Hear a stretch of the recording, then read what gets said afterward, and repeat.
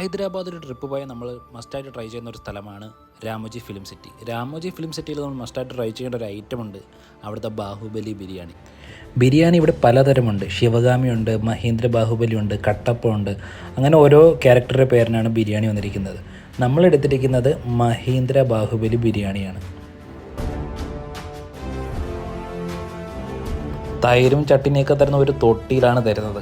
നല്ല ക്വാളിറ്റി ഉണ്ട്, നല്ല ക്വാണ്ടിറ്റി ഉണ്ട്. ഈ കാണുന്നത് പോലെ തന്നെ കഴിക്കാനും നല്ല സ്വാദുണ്ട്.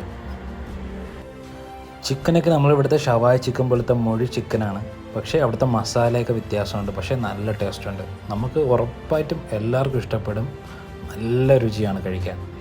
ഞാൻ വാങ്ങിയ ബാഹുബലി ബിരിയാണിക്ക് ടാക്സ് അടക്കം 725 ബില്ല് വന്നത്.